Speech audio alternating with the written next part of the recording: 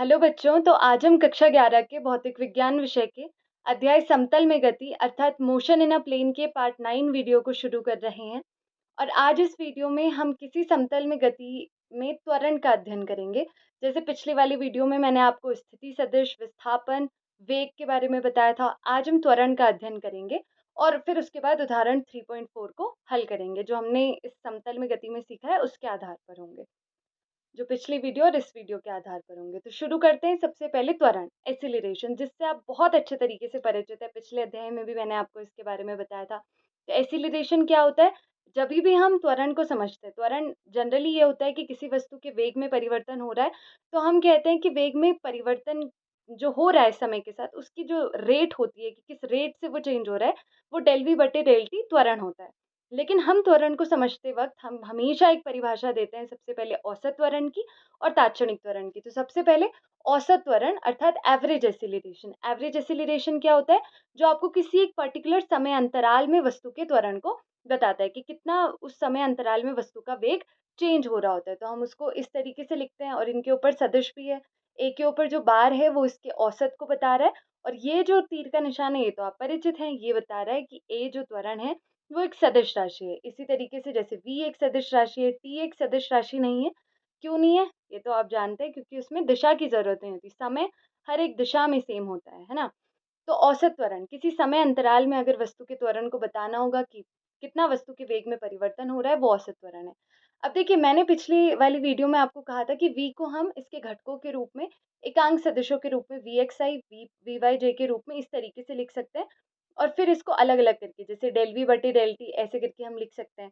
तो ये हमारे पास फिर आगे चलकर ये इसका जो x घटक होता है और ये इसका y घटक होता है। हम त्वरण के इस घटक के रूप में इसको वियोजित कर सकते हैं।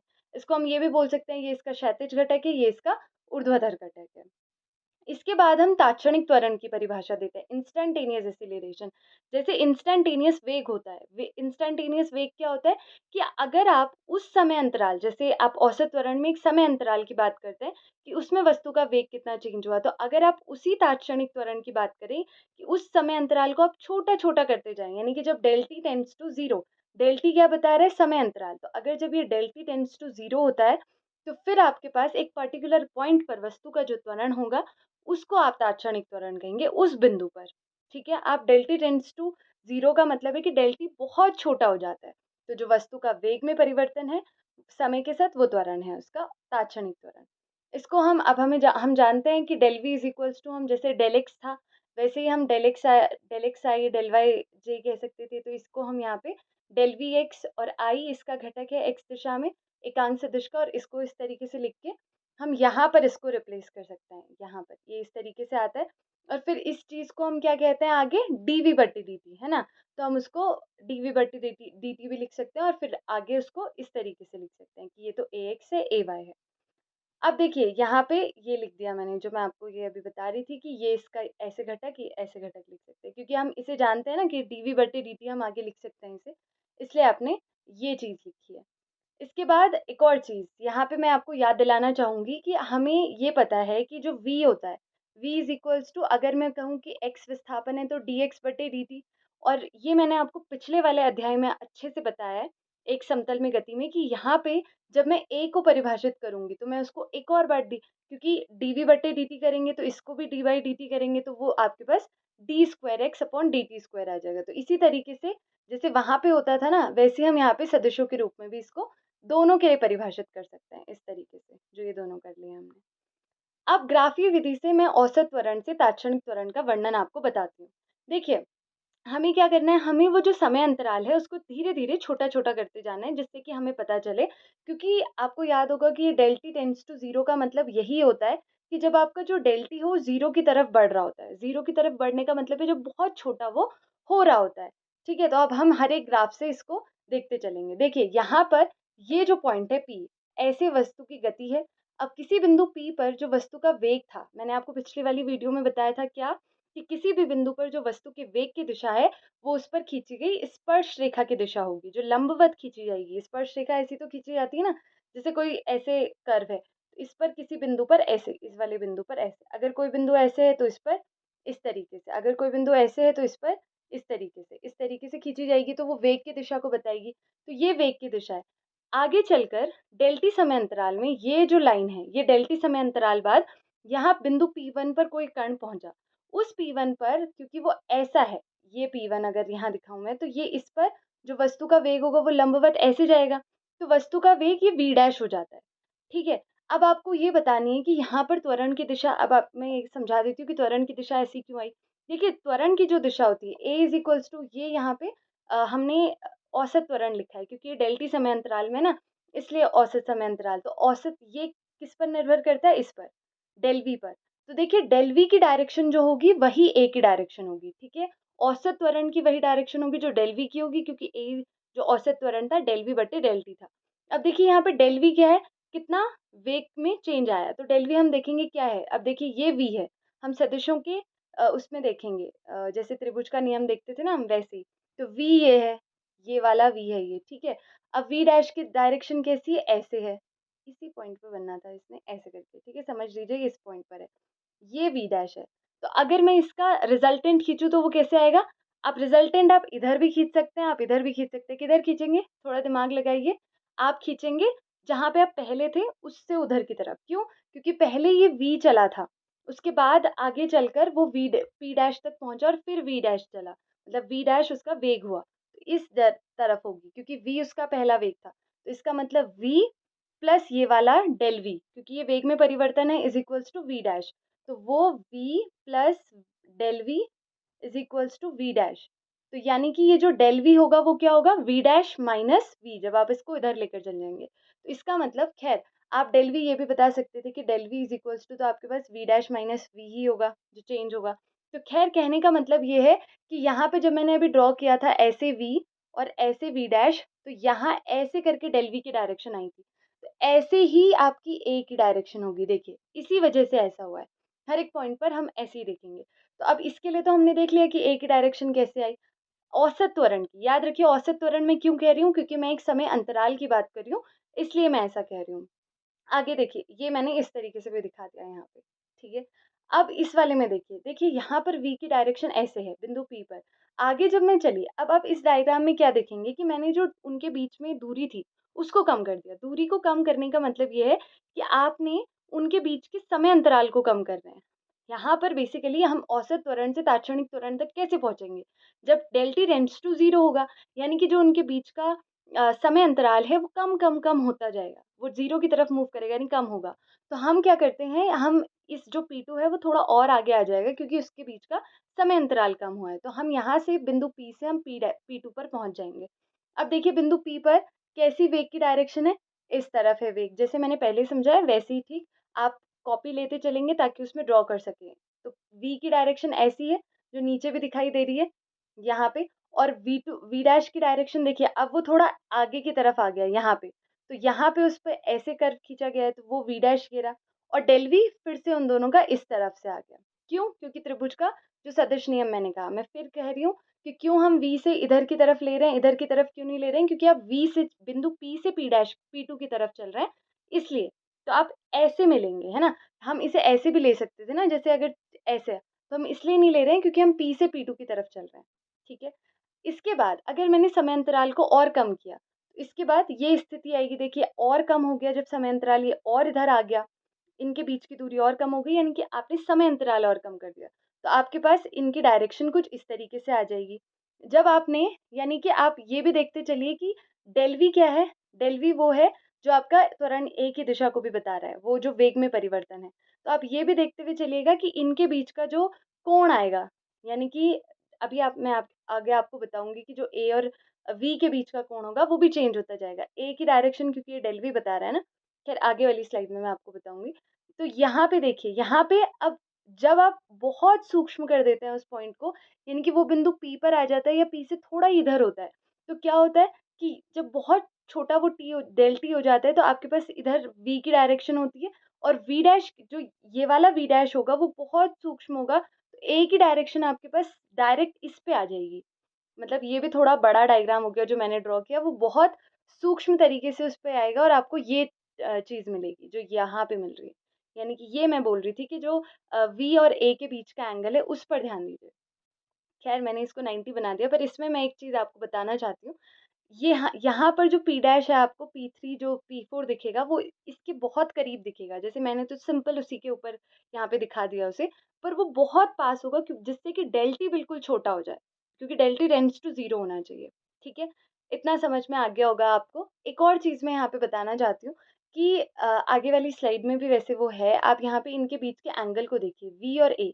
यहाँ पे हो सकता है आपको 90 डिग्री का ये एंगल दिखे, लेकिन हमेशा ये 90 डिग्री का एंगल नहीं होगा। हमेशा याद रखिएगा कि अगर कोई भी कण अगर इस तरीके से इस पाथ पर चल रहा है, किसी भी पथ पर चल रहा है, तो अगर जो उसका वेग होगा, अगर उसका वेग केवल परिमाण तो उसका स्थिर है, यानी परिमाण चेंज नहीं हो रहा है, केवल डायरेक्शन चेंज हो रही है। जैसे हर एक उसमें आप देखेंगे तो डायरेक्शन चेंज हो रही है। मैं मान के चल रही हूँ कि अगर परिमाण चेंज नहीं हो रहा है, तो और केवल डायरेक्शन चेंज हो रही है, तो इन दोनों के बीच का यानी कि ये जो V है और A के बीच का एंगल बनेगा 90 डिग्री। और अगर ऐसा नहीं हुआ, मान लिया जाए कि परिमाण बदल रहा है, जैसे अगर त्वरण पहले 2 था, फिर 3 हो गया, फिर 5 हो गया, 6 हो गया, ऐसे-ऐसे करके वो बढ़ता गया या फिर कम भी हो गया कहीं पर। तो इस तरीके से उसका परिमाण तो चेंज हो रहा है, डायरेक्शन भी चेंज हो रही है, तो इन दोनों के बीच का जो एंगल होगा ना, वो 0 से 180 डिग्री के बीच में कुछ भी हो सकता है। ऐसा ज़रूरी नहीं है फिर 90 डिग्री होगा। ये बात आप ध्यान में रखेंगे। तो इस तरीके से यहाँ पे एक नोट है आपके लिए कि एक विमीय गति जब मैंने आपको पिछले अध्याय में करवाई थी, तो वहाँ पे वस्तु का वेग और त्वरण एक सरल रेखा में होते थे। जैसे कभी क्या क्या करते थे हम, जैसे गाड़ी वाला मैंने आपको एग्ज़ाम्पल बताया था अवरोधन दूरी वाला, तो वहाँ पे क्या होता था जब आप वेग कम करते थे, पहले वेग ज़्यादा होता था, फिर आप वेग कम करते थे ब्रेक लगा के, तो जो त्वरण होता था वो पीछे की साइड हो सकता है, लेकिन त्वरण और वेग एक सरल रेखा में होंगे। और कई बार ऐसा होता है कि हम एकदम से वेग बढ़ा देते हैं, तो त्वरण भी बढ़ जाते हैं, तो दोनों एक डायरेक्शन में होंगे, लेकिन वो एक सरल रेखा में होते हैं। लेकिन अभी हमने देखा कि द्विविमीय हो या त्रिविमीय, यानी कि प्लेन में जब भी कोई भी वस्तु गति करेगी एक समतल में, तो वस्तु के वेग और त्वरण ए सदिशों के बीच 0 और 180 डिग्री के बीच कोई भी कोण हो सकता है। ये मैंने आपको अभी बताया। लेकिन ये तब होगा, मतलब 0 से 180 डिग्री के बीच, लेकिन 90 डिग्री वाला केस याद रखना कि मैग्नीट्यूड अगर चाल अगर उसमें सेम होगी, केवल डायरेक्शन चेंज हो रही होगी वेग में, तो तब उसके बीच में 90 डिग्री का एंगल होगा। ए और वी के बीच में याद रखना है आपको कि जो ए की डायरेक्शन है वो डेल वी से हम चेक कर रहे थे, ठीक है? और क्यों चेक कर रहे थे वो मैंने आपको बता दिया इस डायग्राम से। ये लास्ट वाला था।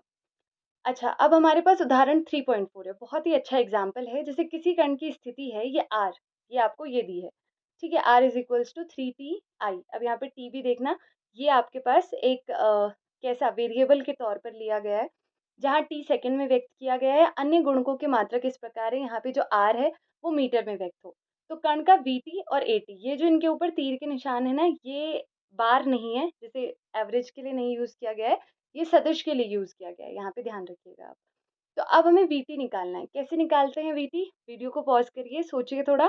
देखिए वीटी dr बाई dt या dx बटे dt, तो यहाँ पे r है, तो आपने सिंपल सा इसको क्या कर देना है, डिफरेंशिएट कर देना है। तो आपने डिफरेंशिएट कर दिया। अब डिफरेंशिएट करना आसान है, क्योंकि आपने अब तो सीख भी लिया होगा डिफरेंशिएट करना। तो ये क्या हो जाएगा, यहाँ पे t है, तो t के ही सापेक्ष डिफरेंशिएशन करना है, तो 3 इंटू 1 हो जाएगा।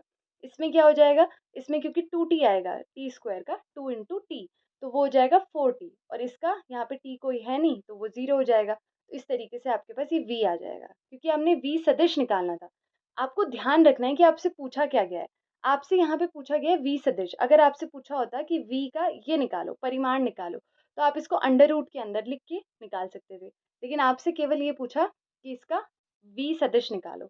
अब हमसे पूछा है कि a भी निकालो, तो a कैसे निकालेंगे हम, v को डिफरेंशिएट करके। तो अब हमने v को डिफरेंशिएट कर देना है, यानी कि इसको dv बटे dt, या फिर हम इसे ऐसे भी लिख सकते थे कि a is equals to d square r बटे dt स्क्वायर, यानी कि इसी r को अगर हम 2 बार t के सापेक्ष डिफरेंशिएट कर देते, वही बात है सेम जो मैं आपको पिछली स्लाइड्स में भी कुछ स्लाइड्स में बता रही थी। तो खैर हमने इसको डिफरेंशिएट किया, तो हमारे पास इसी पे t टर्म है, तो वो 4 हो जाएगा। 4j, j उसकी दिशा को बता रहा है। और जब आप सदिश निकाल रहे हैं, ये सदिश निकालना है आपको, तो दिशा आप ज़रूर बताएँगे। इससे हम ये भी लिख सकते हैं कि ये 4 मीटर प्रति सेकंड स्क्वायर है और ये y दिशा में है। क्यों? क्योंकि j का कंपोनेंट आपके पास बच गया केवल, तो वो y दिशा में होगा। अब आपको ये निकालना है t बराबर 1 सेकंड पर vt का परिमाण व दिशा ज्ञात करनी है। देखिए t बराबर 1 सेकंड पर तो vt कितना आया आपके पास? इतना। आपने यहाँ पर t बराबर 1 रख देना है, तो आपने ये रखा, तो ये वाला टर्म यहाँ पे जब t बराबर 1 रखेंगे तो ये वाला टर्म ऐसे ही आएगा, यहाँ 4j हो जाएगा। अब आपको परिमाण ज्ञात करना है, जो मैं पिछली वाली स्लाइड में बता रही थी। तो आपको परिमाण याद है, अंडर रूट जो x का कंपोनेंट है उसका स्क्वायर और प्लस y का कंपोनेंट उसका स्क्वायर। तो इसको हल करके निकाल लेना है। दिशा भी निकालनी है। दिशा कैसे निकालते हैं? टेन थीटा से। तो आपने लिखा टेन थीटा, मतलब टेन थीटा इधर रहा होगा और फिर उसको उधर भेज दिया, तो v y upon v x. तो वी वाई ये है जो जे के साथ होता है और एक्स वाला आई के साथ होता है, तो उसको लिख दिया। तो 4/3। अगर आपके पास इसकी वैल्यू नहीं दी होगी, जैसे मैंने आपको पहले भी बताया, तो आप ऐसे ही छोड़ेंगे। नहीं तो अगर वैल्यू दी है, टेबल की फॉर्म में दिया है कुछ पेपर, तो उससे निकाल कर आप इसकी वैल्यू लिख सकते हैं। तो लगभग 53 डिग्री के आसपास की आएगी, वरना आप इसको ऐसे ही छोड़ देते अगर नहीं दी होती। तो इस तरीके से आज हमने इस वीडियो में सबसे पहले औसत त्वरण के बारे में सीखा, इसकी डेफिनेशन, जिससे हम परिचित थे पहले से। ये एक समय अंतराल में वस्तु के वेग में परिवर्तन को व्यक्त करता है, इसके सदिश रूप को हमने समझा। फिर हमने तात्क्षणिक त्वरण को सीखा, किस तरीके से आप तात्क्षणिक त्वरण को व्यक्त कर सकते हैं सदिश रूप में भी। फिर हमने बहुत इंपॉर्टेंट चीज़ सीखी कि ग्राफीय विधि से हम कैसे औसत त्वरण से तात्क्षणिक त्वरण में पहुंचेंगे। ये सही में बहुत इंपॉर्टेंट चीज़ है, क्योंकि यहाँ पे हम कई बार क्या होता है कि हम इसकी डायरेक्शन को समझ नहीं पाते कि ये डायरेक्शन, तो डायरेक्शन याद रखनी है ए, क्योंकि त्वरण जो होता है वो डेल वी पर डिपेंड करता है, तो वो डेल वी की डायरेक्शन को बता रहा है। और किस तरीके से हमने इसके आगे वाले को सीखा था कि ये सदिश रूप में हमने सदिशों के त्रिभुज का नियम का यूज किया था, उससे किया गया है। फिर हमने इस वाली चीज को देखा कि यहाँ पे इन दोनों के बीच में v और a के बीच में v और a, ठीक है, a की डायरेक्शन कौन बता रहा था? जो औसत त्वरण था। औसत क्यों कह रहे थे? क्योंकि एक डेल्टी समय अंतराल में था वो, इस वजह से। तो उनके बीच की डायरेक्शन है v और a की, ठीक है। 0 से 180 डिग्री के बीच का कोई भी कोण आपको मिल सकता है। अब अगली वाली वीडियो में हम इसी को कंटिन्यू करेंगे और किसी समतल में एक समान त्वरण से गति, उस चीज़ का कैसे हम उस चीज़ को व्यक्त करते हैं उसका अध्ययन करेंगे। और फिर हम उदाहरण 3.5 को उसकी सहायता से हल करेंगे। अभी के लिए थैंक यू।